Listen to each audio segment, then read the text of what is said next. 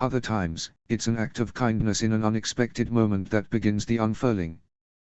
The crux of the virtue isn't so much in the specific incidents themselves, but the individual whose trust you are trying to earn.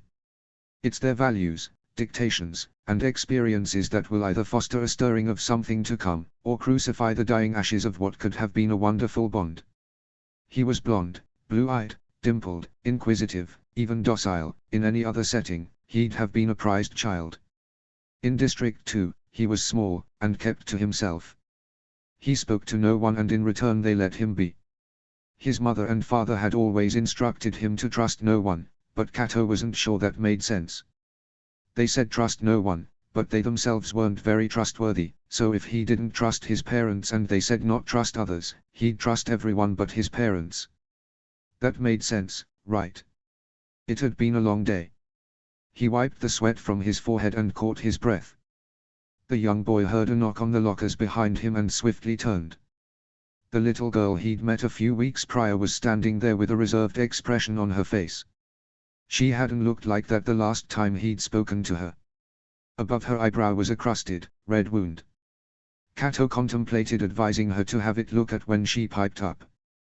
"Hi," she said with a brief wave, her figure still hidden behind the lockers. "What are you doing here?" His eyes darted to the grey placard. "Boys' locker room." Clove came forward, dropping her heavy messenger bag onto the bench, and shuffled through it, removing an oversized bag of trail mix. It was topped with a messy teal bow. She turned away, handing it to him. "I made this one all on my own." Another bag. He hadn't even expected the first one. He bit his lip to stop a flash flood of emotions. "Really? Thanks, Clovey. No one's ever called me that before," she told him, popping her lips in contemplation, as if trying to discern his motives. He gave her the briefest of smiles and she watched him carefully. His eyes fixated upon her figure, the bluest of blue, observing her carefully. He was the prettiest boy she'd ever seen. "Then it'll just be between me and you," he told her. She sat on the bench, crossing her legs Indian style. "No one gives me nicknames." Cato snatched her hand in his, but she pulled back. He huffed at her, grabbing the hand once again, and closed his eyes. After counting aloud to 3, he announced to her, "We just made a blood oath." "We did. But, I didn't see any blood." Clove challenged. "It's in your veins, duh." He scoffed, then added, "My brother says blood oaths can't be broken because they are based on honor." "But what was our oath?" Cato turned his head to the side, mulling it over.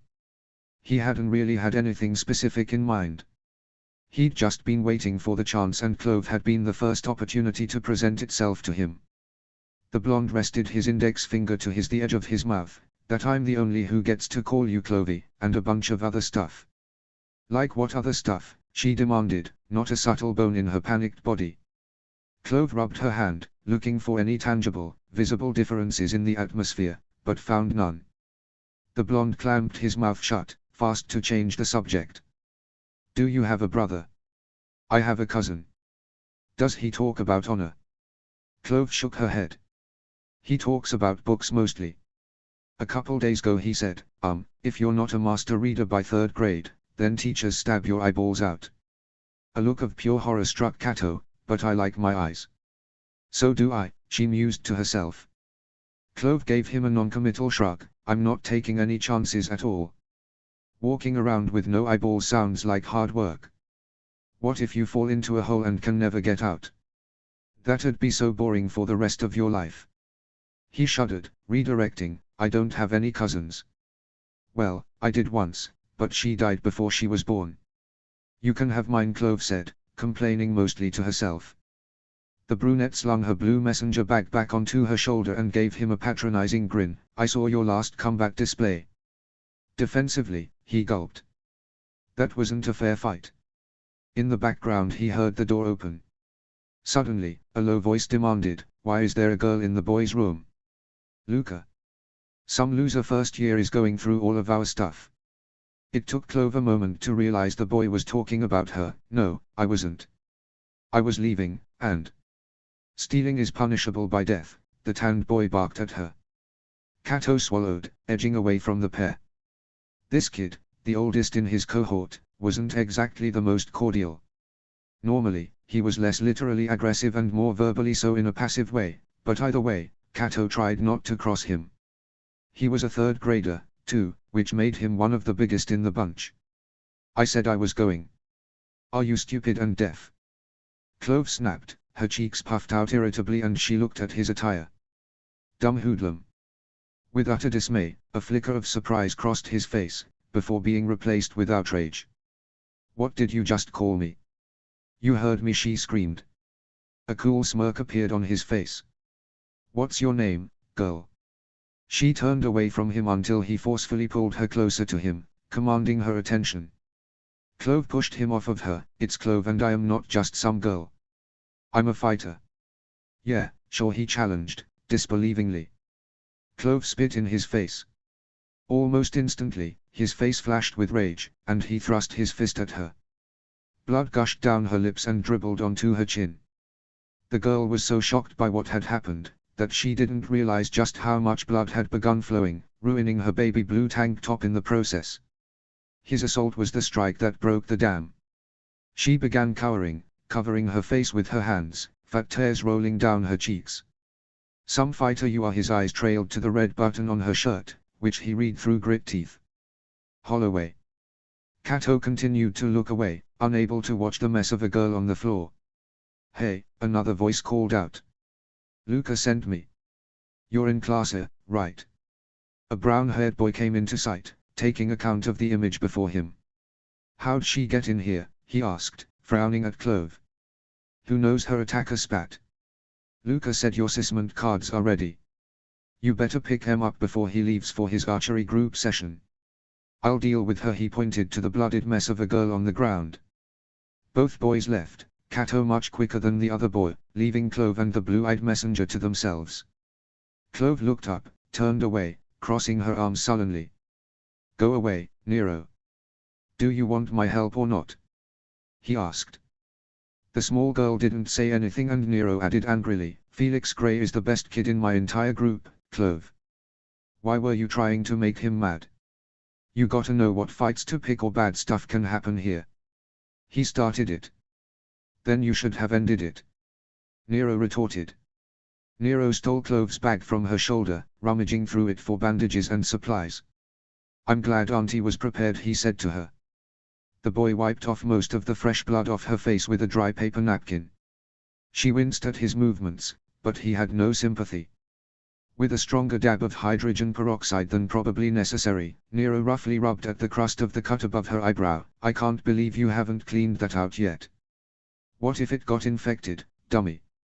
Then Daddy would realize how far you will go to steal him from me, thief.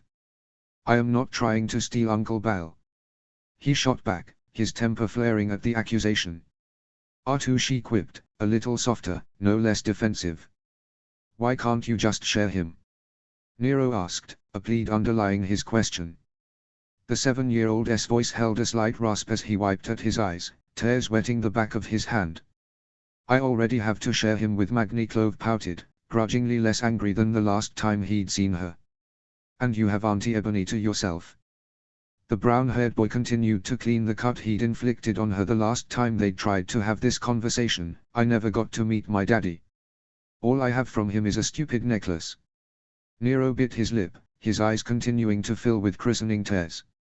I thought you liked the necklace. You never ever take it off. He took a swig of Clove's water, not bothering to ask for permission. It's not the same. I want a daddy to teach me things and look at my assessment card and laugh at my funny stories and... But you're not funny. Nero laughed a little at that and dried his tears. But I'm strong.